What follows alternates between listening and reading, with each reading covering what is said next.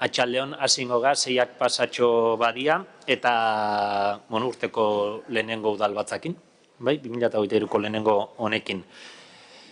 Beti bezala, lehenengo puntua, azkeneko plenoko aktaren onarpena dakau, ez da honen inguruan zerbait aipatzeko edo badaon, onartutzat emango dugu orduan. Perfecto.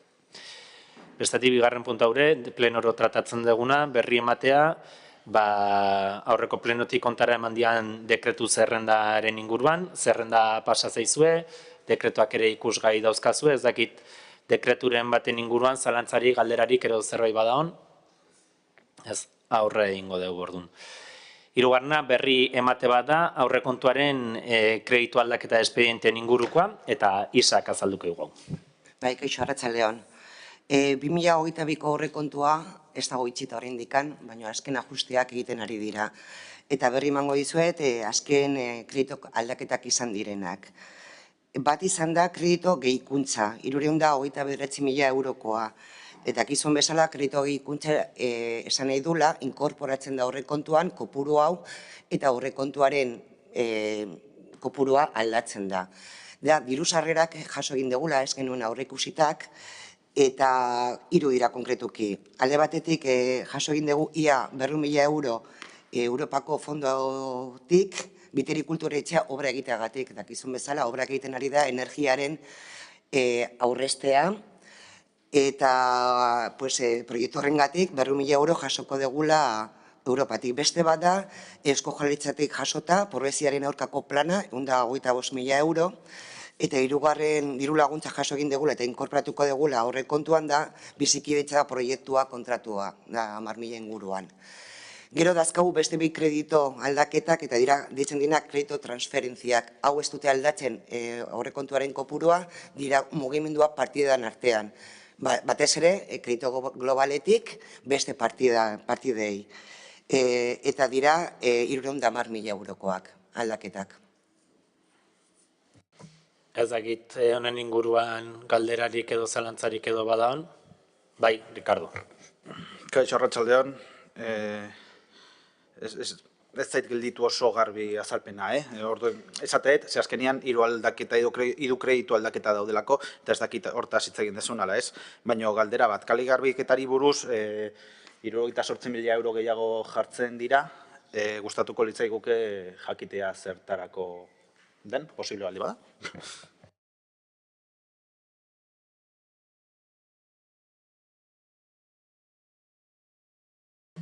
Bai, Koro. Bai. Nik aipatuko dizut bai. Gehikuntza hori dator alde batetikan alkilatu dalako fregadora bat, kaleak eta bauzoetan eta kaskoan eta bai espaloiak eta bai kalea garbitzeko, egiten nahi gian lan nahia, pixkana. Bestetikan errefortzu lan batzuk ere egiteko kontratatu da persona bat gehiago, leku batzutan pixkat indartzeko bereziki apeaderoko inguru hori eta beste leku batzuk.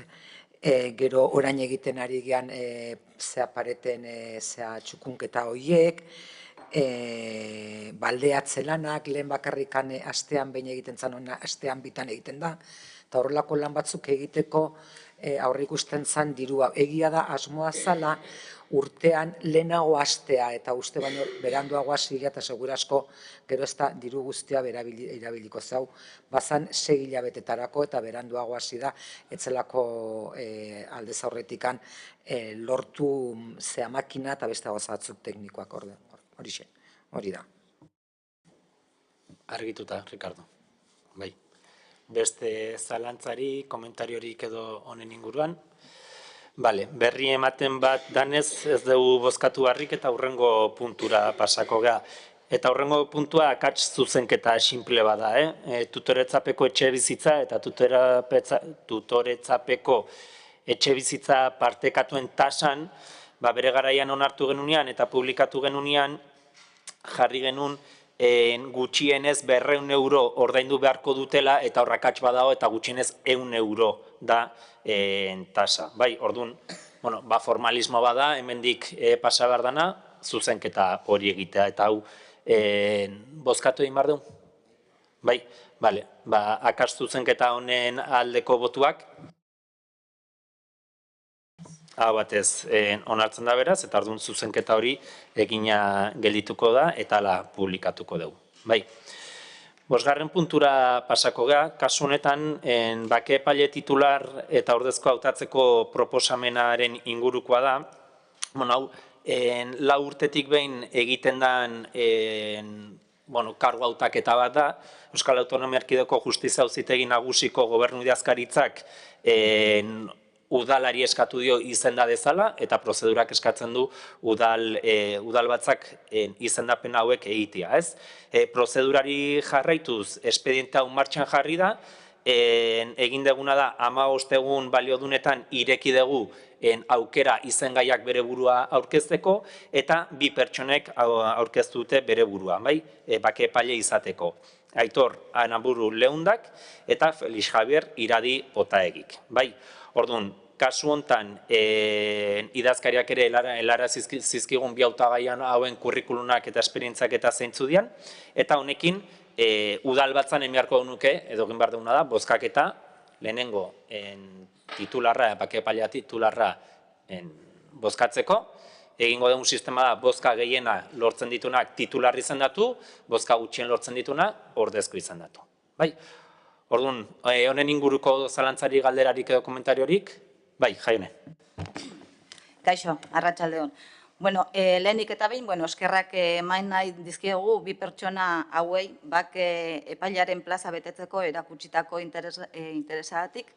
Egia esan, ez dugu bietako inor ezagutzen eta beraz ez dugu irizpide jakiteko zergatik bat eta zergatik bestea, batez ere, kurrikulan ikusi ditugu, baina, ia gutxi gora bera, beraiek jartzen dute bere burua, kapaz diala lan hori egiteko. Beraz, gure taldea abstenituko da. Ados, eskerrik asko. Igual, informazio gehi ematearren hautagaietako bat, Felix Javier Iradi Otaegi gaur egun bake epaile dana da, eta urte batzutan bake epaile lanetan dagoena, Eta esan dezun bezala, eskertzekoa da, bi hautagai hauek bere burua aurkeztea postu hontarako edo ardura hontarako. Honen bestez orduan, lehenengo egingo dugu orden hontan, Felix Javier Iradi Otaegiren aldeko botuak edo horren inguruko botuak, eta gero Aitor Aranburu Leundaren inguruko botuak. Orduan, Felix Javier Iradi Otaegi Hernaniko bake epaile titular izendatzaren aldeko botuak, Sozialista udaltaldeak, AJ eta EH Bilduk, kontrako botorik ulertzen dut ez dagoela, eta abstentzioak Elkarrekin Podemos orain Hernani udaltaldearenak. Aitor Aranburu Leunda bake epaile titular izatearen aldeko botuak, ez dago aldeko botorik, kontrako botuak, ez dago kontrako botorik, eta abstentzioak,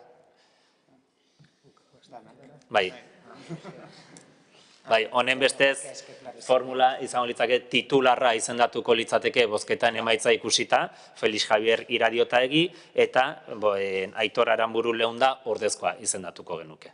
Honen bestez, beste lau urtetarako, eta agintaldia esate zaion edo nola esate zaion, baina lau urtetarako agintaldia bi pertsona hauek. Honekin, urrengo puntura pasako ga, 6. puntua, abalotzeko ur aprobetxamendua lagatzeko hitzarmena, eta kasu hontan, korok emango dugu azalpena. Honen inguruan, ematen du 1986ra itzuli behar dugula, ze lotuta dago Lasarte Oria udalerriaren zeakin ez da, desanexioarekin, eta orduan segregazioarekin, garai hartan Hernaniko udala zen zati bat, eta herria sortu zanean, bera jaso zituen bere herrian zeuden ondare eta patrimonio guztia. Baina, abalozeko emaki dau, gelditu zen nunbait, hortxe galduta eta ez zuten jaso. Eta orain, urre konfederazioan zeakoak ainarbekoak konturatu dira, hori dagoela oraindikan Hernaniko titulartasunean. Eta orduan, egin behar dana da hori Lasarteko titulartasunera pasa edo bere zehara. Orduan, nolabait, 86an eginetzana, baino implizitoki geroztikan egindana, ofizializatu egin behar da. Ze geroztikan, ja lasarteko horren inguruan beste erabaki batzuk hartu ditu, eta beste erabaki batzuk eta gauza batzuk egin dira, baino oraindikan titulartasuna gure izenean dago. Orduan, hoxe da gaur akordatu behar duguna, osea, 86an eginetzana gaur egin behar dugu. Bale? Urte batzuk behar dugu, zait honen ingurun zerbait zalantzarik edo aipatzeko, bozkatzera pasako ga. Orduan, abalotzeko ura aprobetxamendua lagatzeko hitzarmenaren aldeko botuak, hau batez, onartzen da, beraz. Zazpigarren puntura paso emango deu, pasako ga, eta kasu honetan 2023ko bai udaleko eta Ereñozuko entitate txikiko ordain sarien igoerari buruzkoa da. Bueno, hau batzordetik ere pasada, udal funtzionario eta langileen ordainsariak eta hauen igoerak Espainiako gobernutik datozten irizpideek markatzen digute. Espainiako gobernutik datorren irizpidea da maksimoa 2,5ko igoera izan daitekela legez, hori baino gehiago ezin dela onartu. Gure kasuan proposatzen dena da 2,5ko ordainsari igoera baimentza, bai Hernaniko udala eta Ereñozuko langileei, bai funtzionari eta lan kontratuko langileentzat, eta ja, urtarrileko nominan bertan aplikatzea. Taitonen inguruko galderarik, zalantzarik, ez? Bozketara pasako gaurdun. 2023ko Hernaniko udaleko eta Ereñozu entitate txikiko ordainsari igoeraren aldeko botuak, hau batez, onartuta gelditzen da. Honekin, 8. puntua pasako ga, tas eta prezio publikoen salbuespenei eta murrizketei buruzko erreglamendua arautzen duen ordenantza onartzeari buruzkoa da, eta isak eman goigoa azalpena. Bai. Hernaniko gobernu taldeak ordenantza fiskal berria proposatzen du, prezio publikoak herritarren ahalmen ekonomikoa egokitzea. Azken helburua da, zerbitzu publikoak herritar guztiek eskura jartzea, eta inorez geratzea kanpoan ezin dutelako ordaindu. Ordenantza hau ere bai, egoera sozial berrira egokitu nahi dula, eta egoera ahulenetan dauden pertsonen lagundu nahi die. Helburua da kriterio justo eta progresibo aplikatzea, eta tarifa murriztuen bidez, honelako zerbitzuak ordaintzea. Kirolegiko urteko abonoak, hasialdiko igerilekuetako adingabeen abonoak, musika eskola, biteriko ikastaroak, udalekuak eta haurreskolako jangela. Zenbateko izango dira tarifa murrizketa hauek. Bizikidetza unitateko kide kopuruaren eta dirusarren eta patrimonioaren arabera, tarifak murrizketak taulak aplikatuko dira, eta posible izango dira 1,80koak, 1,75koa, edo 1,50koak. Gainera, haurreskolako jantokien kasuan murrizketa 100 izan daiteke. Taulak, tablak, erreferentzia gisa da el salario mínimo interprofesional. Beste gauza berriak, eta esan dugun ez dugu nahi inork ustea serviziorik gabe ezin dela ordaintzea, berritasuna bezala Hernaniko Zerbizio Sozialaren kudeatzen, baloratzen eta izapidetzen dituzten prestazio ekonomiko jasotzen ari diren bizikidetza unitateak eskubidea izango dute gizarte bazterketako egoerak prebenitu edo arintzeko, tarifaren 1,80ko murrizteko eta haurreskolako jantokia 100 murrizteko. Ere bai, esan behar da, beste berritasuna bada, herritarrak ez dute dokumentazioa aportatu egin behar. Bizikidetza unitatearen datu ekonomikoak eta ondarekoak Gipuzkoako Aldundein eskatuko zaizkio. Dago nizain nodoa bezala, horren bidez eskatuko da informazioa. Eskatzaileak soilik aurkeztu behar dute dokumentazioak, behar balin badira, adibidez kasu batzutan, alokaitzeko kontratuak, dibortzioaren sententziak, edo horrelako dokumentazioa, bai ekonomikoa eta patrimonioa eskatuko zaio Gipuzkoako Aldundiari. Eskatzaileak ez balin badu nahi konsulta hau egin, uko egiten balin badu dituzte, noski, aportatu egin behar dute dokumentazio guztia. Esan dut demora guztia bizikidetze unitatea, baina zer den, nola oinarritzen da ordenantza fiskal honetan. Murrizketak aplikatzeko kontun hartuko den bizikidetza unitatea. Osatuko duten eskatzaileen helbide beren erroldatuta pertsonen guztiak. Osea, ulertzen da, ez? Ez dira bizikidetza unitateko kide gisa, inolako loturik balin badaude haien artean. Adibidez, pertsona dauden alokairuan, gazte batzuk balin badaude alokairuan, haien artean ez dago binkulorik, orduan ez dira bizikidetza unitate bat. Eta ez da izango ere bai, pertsona bat dependentzia balin badago, bere zaintzailearekin bizitzen balin bada. Bizikidetza unitatearen kasu berriak aztertuko ahalko dira gizartearen bilakaeraren arabera. Adibidez, daude kasu batzuk, tutoretzak edo harrera daudenak, beti ez balin badago haien artean kontrarrestazio ekonomikoa. Kontutan hartuko da ere bai, adingabe kasuan, bere gurasoa banatuta balin badaude, zaintza partekatua dagoen edo ez.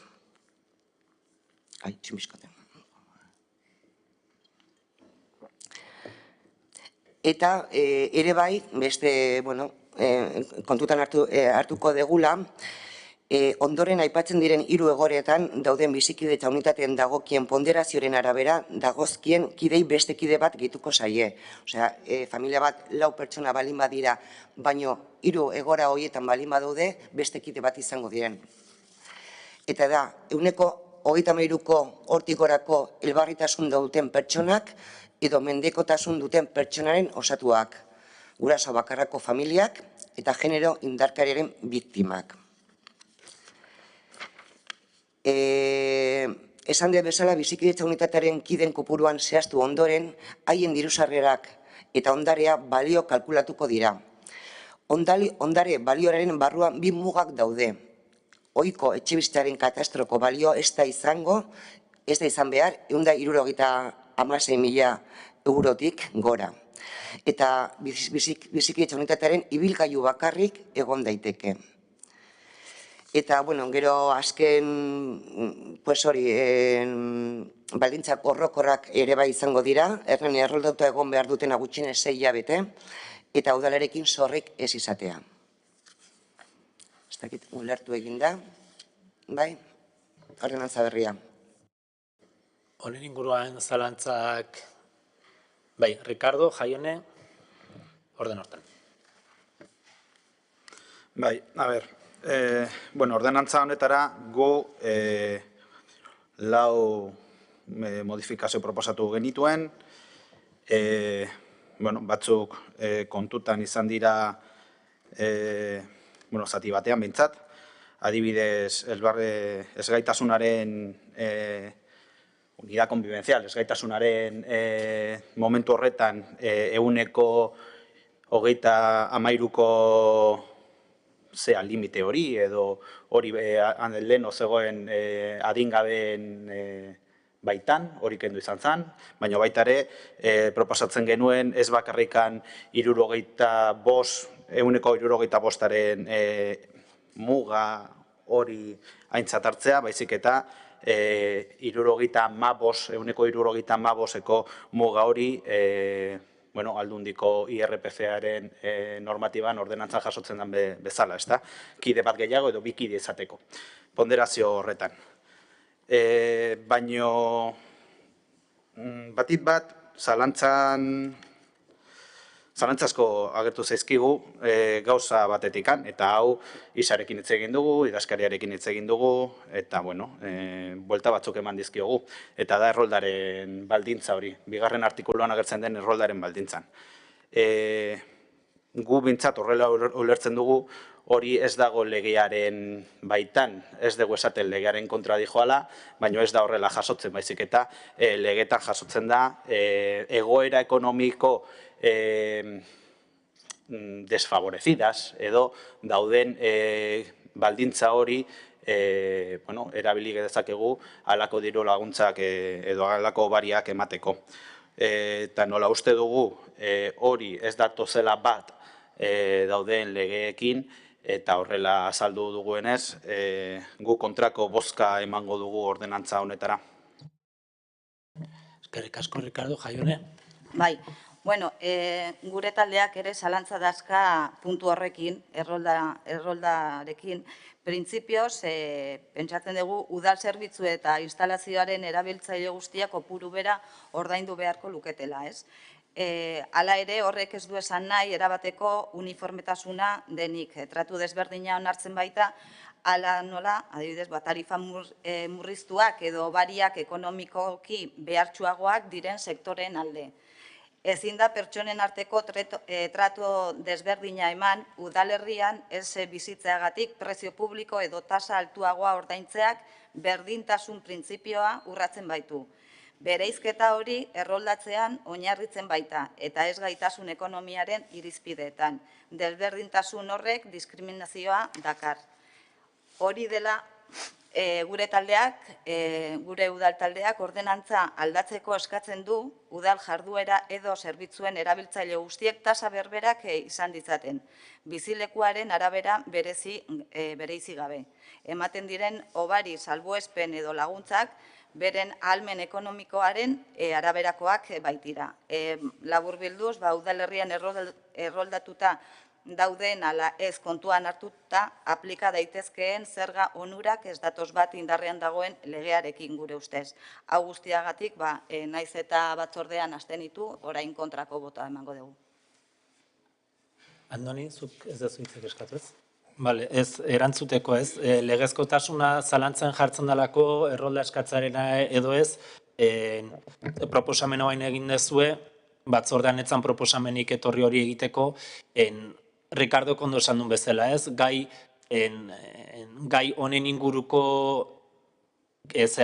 kontraste juridikoak eta egin dira, Erraniko udalean erroldaren irizpidearena beti, Erraniko udalean zen beste udal gehienetan edo askotan behintzat aplikatu izan dena da, kontraste juridikoak egin dira, eta esan digutena legez kontrakoa ez dela eta aurrera jarraitu genezakela iruditzen zaigulako, Erraniko udalak eta Erraniko herritarrek tarifa bereziak murriztuak egiteko esfortzu hori bere herritarrei egin behar diela, beti ere herrian bizi baldin badiaz. Eta hori izan da, beti aplikatu izan dena, eta beti udal talde guztik eragozpenik inoiz eduki ez dezuena ez. Horrekin jarraitzen da, eta argi guztia ere kontraste juridikoak egin diala, iritzi bat bota ezu uste dezuela ez dela legezkoa, kontraste juridikoa egin da, eta honek baditu bai kontu hartzaile eta bai idazkarenen aldeko txostenak. Horrek esan nahi du, hartzen ditugun erabakiak, legeak bermatzen dituen erabakiak diala, bintzat, guri dagokigunez. Andoni. Arratsaldeon. Bueno, nosotros estábamos en la misma situación, teníamos dudas hasta que hemos visto los informes. Y como los informes en principio amparan esta decisión, nosotros vamos a votar a favor. Si en algún momento surge una sentencia por la que tengamos que cambiar la ordenanza, pues la cambiamos y listo. Pero en principio, basándonos en los informes técnicos, vamos a votar a favor. Ados. Bai, Esti. Bale, arrastion.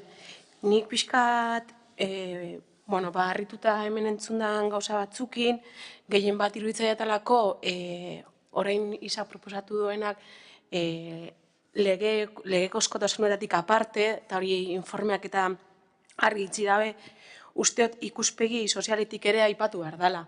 Nik usteot gaur eguna hemen aurkeztu dian ordenantzak justizia soziala egiten dabela. Gizarteak gaur egun, bai, dekogun sistema kapitalista gaitik sortzen daben desberdintasunak ekiditzeko aurkeztu da, hau. Bai, hori alde batetik, usteot ikuspegi komunitarioa da, bakoitzak daukan egoeraren baitan, eta daukan ahalmen ekonomikoan baitan prezio publiko batzuk ordaintzea, usteot ikuspegi komunitarioa dela, hau da, gehien duenak gehien ordaindu dezala eta gutxien daukanak, eta arrazoiak danok dakigu zeintzu dian gaur egun, eta usteot dakagun sisteman bizi garelako. Zona, eske urtu gino pixkat, aspalditze egin gabe, eta beti plenoak jartzen dit pixkat tentzioan. Eta, bada gai bat, gaina ikutzen hauenak, aspaldi atzetik ibilela garena, hasi que pilo bat eskertu gaur honak hartzea, Eta, izari entzutan itzako plazer bat izan da, esan datelako ordenantza hauek justizia sozialetik asko dutelako, gaur egun pairatzen dugun injustizia asko eta gizarte eta kapitalismoaren ondorio latzak pairatzen gabizelako gaur egun, eta honek inoz baino presio publiko berdinzaleagoak izango direlako, dana jartzen ditulako salidas kasillero batean, eta askotan diru laguntza edo bariak aipatu direnean, horrek karidade ikuspegitik egiten direlako askotan, eta hauek ez dira karidade baizik eta, ez da, denak berdin ordaindu, nik emango izu dela dirua ordaintzeko baizik eta, ulertzen dugula gaur egun X arrazoigatik, eta askotan ez da pertsonan arrazoigatik, behitzen da taldenan eskerrak hemen gauzelako, eskertiarrak hemen gauzelako. Eta ordenantza behiten nahi horregatik, eta usteet, eskerti ikuspegi batetik, babestu beharko gendula eta ahalik eta herri gehien norabide honetan jartzea. Eskerrik asko esti, hasta horren inguruan, bankada eskubi eskerrak. Ricardo, jaien ez dakizuke eskatu dezun. Creo que con las modificaciones que nosotros planteamos desde hace 2 meses, no se pone en duda la justicia social. Creo que diciendo que esto no va en consonancia con las leyes, no se pone en duda la justicia social. Es más, nosotros propusimos que en vez de tener en cuenta el 66% de discapacidad para sumar un miembro más a la unidad convivencial, se tuviera en cuenta el 75%, que es lo que recoge el 75% para tener 2, que es lo que se recoge en la norma foral de IRPF. Incluso en la primera versión, y es lo que decía antes, solo se contemplaban las familias que tenían un menor que tuviera una discapacidad del 33%. Y dijimos que lo del menor no tenía sentido, porque posiblemente un menor que tuviera el 33% tendría otros recursos dentro de su gravedad, otros recursos que posiblemente un adulto no tuviera. Porque un menor, pues bueno, seguramente tendría unos tutores o unos padres que pudieran ayudarle, pero un adulto, en muchas ocasiones, con una discapacidad del 33% o superior o del 75%, en muchos momentos está solo y igual, por ejemplo, necesita una grúa para poder estar en su cama. O sea, tienen situaciones diferentes. Por lo tanto, creo que en cuanto a la justicia social, esta normativa ni lo que hemos propuesto lo pone en duda.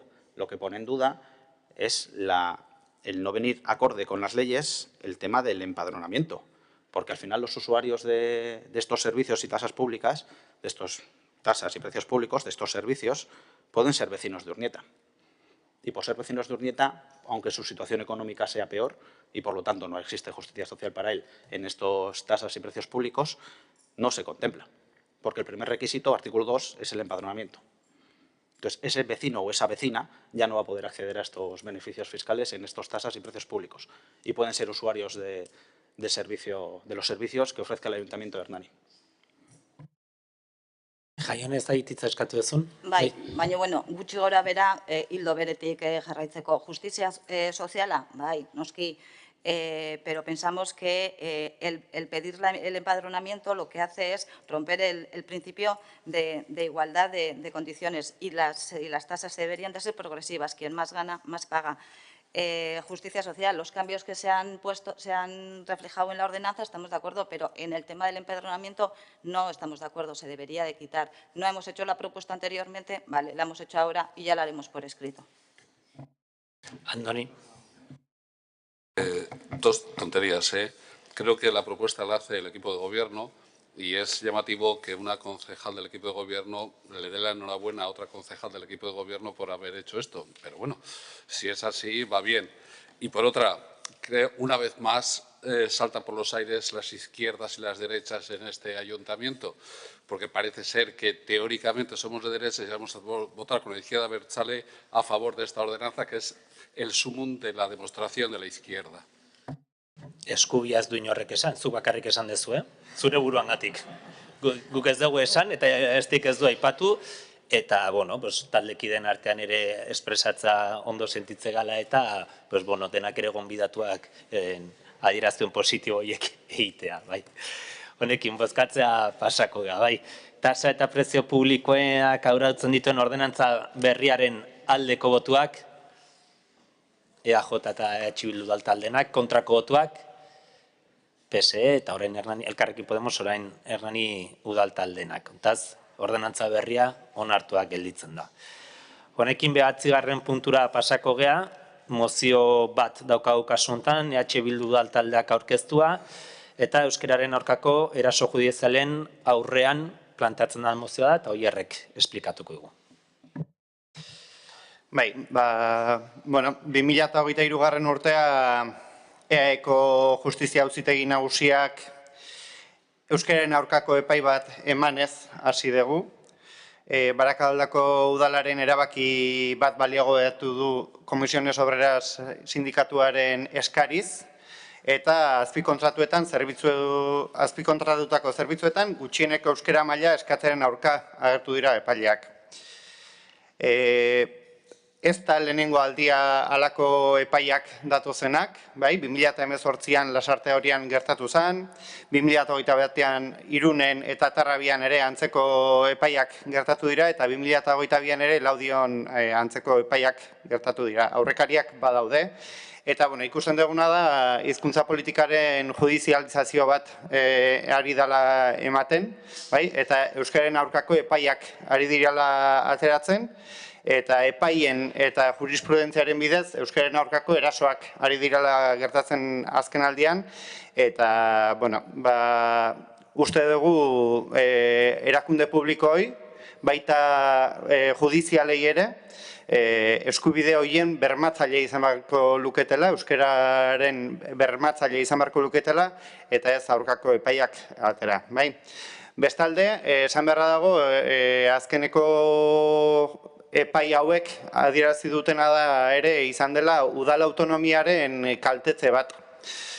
Udaloi hizkuntza politiketan eragiteko eta erabakiak hartzeko eskumena ematen digun legedia egon badago, eta udalei aitortzen zaigu euskara lehenesteko beharra. Eta horren aurkako erasoak ez ditugu onartuko. Hori dela eta mozio hau ekarri dugu eta erabaki hauek hartzea proposatzen diogu udal osoko bilkurari.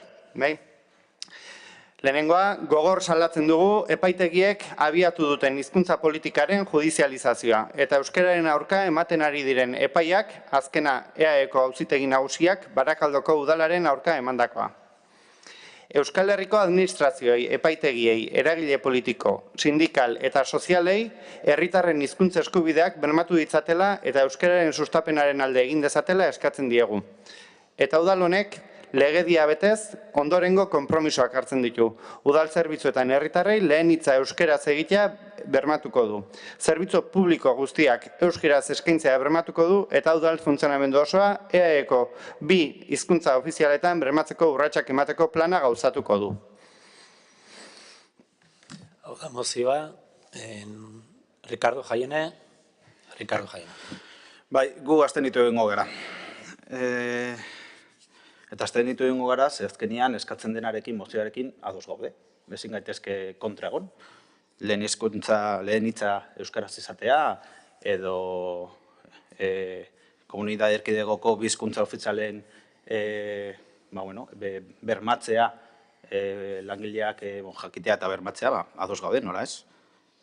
Pero consideramos que en la sentencia, 19 páginas que yo por lo menos me he leído, espero que el resto también, no se habla sobre los derechos lingüísticos, sino que se habla sobre los derechos laborales. Y pensamos que EH Bildu está haciendo una batalla con los derechos lingüísticos con esta sentencia. Porque, y voy a leer unas fracciones de la sentencia, dice cosas como que mantener el pliego como está, bueno, que esto podría llevar a la nueva adjudicataria, es decir, a la nueva empresa que dé el servicio, a entender que existe una inidoneidad sobrevenida de los trabajadores y vulnerar así la cláusula de subrogación. Es decir, que puede suponer la nueva empresa adjudicataria que esos 26 trabajadores los puede echar a la calle porque no cumplen los pliegos que el contrato o la licitación saca. Pero no solo eso. Cuando se le pide al Ayuntamiento de Baracaldo que explique por qué los perfiles lingüísticos tienen que estar recogidos, porque no dice que no tenga que estarlo la sentencia, dice que, oye, que si hay un informe donde recoge los perfiles lingüísticos, que sin ningún problema. Es que la sentencia dice, Por lo demás, el ayuntamiento no ha motivado el porqué de los perfiles exigidos para cada plaza, que si lo hubiera motivado, pues igual tenía razón. Ni las razones por las que estos trabajadores ya no serían aptos para continuar prestando el servicio que llevan prestando muchísimos años y que se está garantizando los derechos lingüísticos de toda la ciudadanía. De hecho, parece ser que ni siquiera conoce cuál es el nivel de euskera de los trabajadores, a la vista de la respuesta dada por Eudel, anterior contratista, al oficio remitido por este tribunal. En concreto, la empresa manifestó que desconocía el nivel de euskera de sus trabajadores, dado que se trata de un dato que nunca le ha sido reclamado por el ayuntamiento. Tampoco se prevé por el ayuntamiento la implantación progresiva ni se tiene en cuenta las circunstancias especiales de los trabajadores a los que afectaría esta medida. No sé, si por lo menos hubiera un plan lingüístico para estos trabajadores, que no son trabajadores públicos, que son trabajadores de una empresa privada. Pues bueno, pues se cabría entender, pero es que ni siquiera el Ayuntamiento de Baracaldo ha recurrido esta sentencia. ¿Por qué? Pues porque estamos hablando de los derechos de los trabajadores, no estamos hablando de los derechos lingüísticos. No es una guerra de derechos lingüísticos o contra los derechos de los trabajadores, son derechos de los trabajadores. Si lo que estamos planteando es que estos trabajadores de una empresa privada no sean subrogados porque el ayuntamiento ha recogido mal sus pliegos, pues apaga y vámonos. El ayuntamiento tiene que hacer bien su trabajo. Eskerrik asko, Ricardo, Jaione. Bai. Gure talde politikoa ere kezkatzen gaitu euskararen normalizaziorako hezkuntza politikaren judizializazioak. Euskararen erabilaren normalizazioan aurrera egitearen alde gaude eta horregatik beti defendatzen dugu euskara ikasteko beharrezkoa den doakotasuna. Bai eta lana eta familia bateragarri egiteko beharrezkoak diren neurriak abian jartzearen alde ere bai. Bestalde, langileak hautatzeko prozesu batean, merituen baldintzak eta eskakizunak esartzen direnean, ebazpenak beti daude errekurtsoa jartzeko prest. Horrelaz balitz, demokraziarik ezaren arazoa izango genuke. Posten gaitu, bestalde, osoko bilkura honetan, 2 hizkuntza ofizialetan udalaren funtzionamendu osoa bermatzeko plan bat sortzea bozkatzeak. Eta, espero dugu, ez gogoratu behar izatea itzulpen maletak herritarren eskura egon behar duela osoko bilkura guztietan. Azkeneko horrekin aipatu, beti esaten dugula informatikoak dabiltzala sistema bat bilatzen kable bidez egingo dana eta ez biterin erabiltzen den itzulpen maleta sistema inalambrikoarekin. Bai, sistema doblea dalako eta zailtasun batzuk. Orduan, hemen nola sistema bat ja instalatoa badaun kable bidez, informatikoa badaibil, sistema bat bilatzen publikoak ere, gaztelerazko itzulpena beharko luken publikoak ere, kable sistema honetatik egiteko. Bai. Orduan, hori esateko. Ez bikoitezko aparo.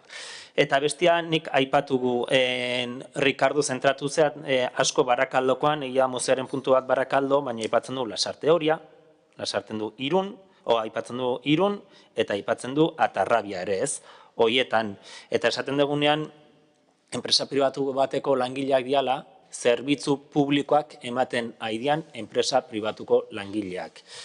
Esaten danean, bataia bat ari dala EH Bildu egiten euskararen kontuarekin, EH Bildu ez da inungo bataiarik egiten ari, ez da inungo lan eskubideen kontra ari, beste batzuk ari dia eta herri hontan egin dute urteetan eta markadetan euskararen kontrako bataia bat. Eta askok asimilatu egin dezue. Bai? Eta horren aurrean dagoenean protesta bat, eta honen aurrean datorrenean keja bat, eta esaten denean EH Bilduk egin du ez barkatu euskalgintza osoa mobilizatzen ari da, azken aldian ematen ari dan euskararen inguruko judizializazioaren inguruan. Ez alderdi politiko bat bakarrik. Zorionez, euskalgintzako eragile guztiak ere bat eginda, honen kontra azaltzen ari dira. Barakaldokoak ezaugarri batzuk ditu. Argumentu batzuk eman dituzu, konpartitzen ez ditugunak esan bezala. Enpresa pribatutako langileak izan arren, argi eduki behar degulako zerbitzu publikoak diala eta zerbitzu publikotan herritar guztiei 2 hizkuntzak bermatu behar zaizkiela. 2 hizkuntzak bermatu behar zaizkiela esaten degunean, langileek euskeraz jakin behar dutela, euskaldunak dian eta euskeraz hartatuak izan nahi duten langilei, euskeraz herritarrei euskeraz zerbitzua emateko. Eta esan bezala, ez da Barakaldo bakarrik da. Lasarte, aurren ekintzako merituetan euskera baloratzea rekurritu zen. Irunen udaltzaingoen udaltzainen lanpoltsa rekurritu zen. Atarrabian ere euskera meritutzat baloratzea judizializatu da. Bueno, erasoak eta batailak ez datoz defenditzen arikean, erakundetatik defenditzen arikean sektoratik etortzen beste batzuengandik datoz baizik. Andoni. Bueno, atento al secretario que nosotros, el PNV va a votar, miembros del PNV vamos a votar en un sentido y un miembro del PNV va a votar en otro. ¿De acuerdo? Más que nada para que esté atento. O sea, que el PNV va a votar en un sentido. ¿Vale? Vale. Bozkatu egingo dugu orduan, euskararen aurkako eraso judizialaren aurrean EH Bilduk aurkeztutako mozioaren aldeko botuak. EH Bildu udaltaldea, Elkarrekin Podemos orain Errani udaltaldea eta EAJ udaltaldeko 4 zinegotzi. 3, barkatu, ez dut ondo ikusi. Kontrako bozkak, ez dago kontrako bozkarik, eta abstentzioak Alderdi Sozialista udaltaldenak eta EAJko zinegotzi batenak. Hontaz, mozioa onartua gelditzen da, edo onartu egin dugu. Bai, eta honekin, plenoko azkeneko puntura pasako gea, eskari eta galderena, ezagit, badan eskariri galderarik, Ricardo Jaione orden hortan egingo dugu. Bai, galdera bat da. Pasaden astean, pasaden ostegunean, gainera, ikusi genuen un camión de mudanzas, de una empresa de mudanzas, herrian zehar altzariak eta jasotzen, eta gainera udal edo enpresa publiko baten langile batekin. Herrian zehar altzariak jasotzen. Hori horrela da, zergatik horre gertatu da, jakin zerbait gehiago jakin nahiko genuke. Pasadan ostegunean mudantza kamioi batean udal langile bat altzaria jasotzen, altzaria jasotzeko eguna ostegun goiza da. Altzaria jasotzen, mudantza enpresa baten kamioia. Ideaik ere ez dakit ze langile dan eta orduan galdetu inbarko dugu. Gero itzengo dugu zurekin pista gehiago ematen dizkiguzun jakiteko ze saietako langilea edo nongoa den, ideiarik ere ez. Bale? Altzaria jaso behar dituen enpresa publikoko langile batek, con el mono y con todo, mudantza kamioi batean altzari horiek jasotzen. Pasa informazio gehiago eta argituko du, bai? Bai? Jazta. Bale, Jaione. Bai, ni Ave María Parkeko,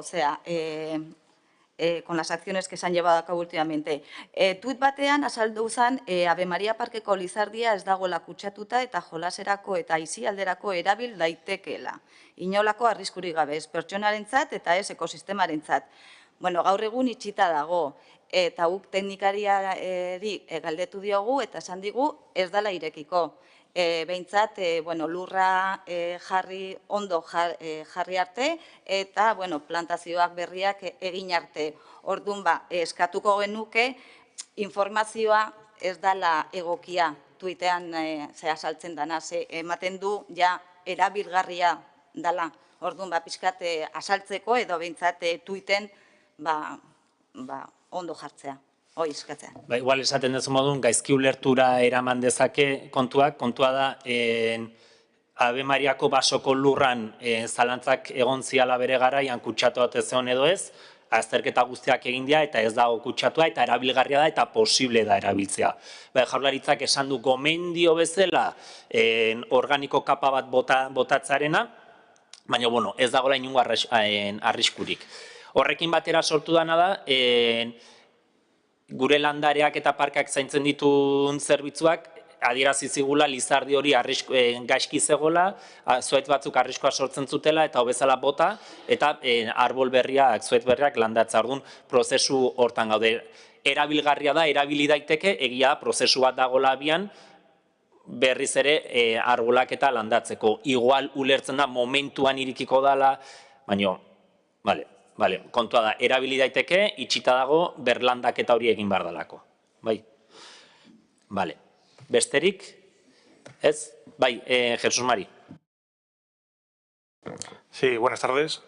El pasado 5 de enero, a la madrugada, tuvimos un fuego en Carabel con varios coches afectados. En diferentes reuniones en los últimos años hemos tenido que los vecinos han trasladado su preocupación tanto a este gobierno municipal como a anteriores, el tema de las motos aparcadas en los bajos. Ahora, después del incendio, hay más preocupación, porque mucha gente, haciendo caso omiso a peticiones de vecinos, siguen aparcando sus motos junto a los armarios del gas, además. Queríamos saber si en algún momento se va a plantear tomar alguna medida para evitar que las motos sigan aparcándose en los bajos y evitar un posible peligro futuro de que alguien, o por accidente o provocado, prenda fuego a una moto y todos los vecinos que estamos por encima tengamos que salir con el pijama corriendo a la madrugada. Solo eso. Alarmismo handirik sortu gabe, urtarrilaren bostean gertatutako sute bat egoera, ezoiko egoera bat eta salbuespeneko gertaera bat izan zen, eta uste ezin dugula generalizatu eta guain pentsatu berriz gertatuko dela. Ertzaintza ikerketa ertzaintzak darama gertaera horrena eta da bere lan egiten. Egia da, askotan aipatu dan kontu badala, udaltzaingoarekin lanean erari gana, ikuste genuna, auzo elkartearekin eta hitz egiten, soluzioa etzela hain erresa, baina jarrituko dugu hitz egiten eta berzen neurri hartu daitezken. Denen lasaitasunako, baina ez dezagunuen alarma bat piztu ez dagon toki, bai. Ez dait besterik edo badan, ez, hontaz bukaera emango jo gaurko plenoai. Eskerrik asko.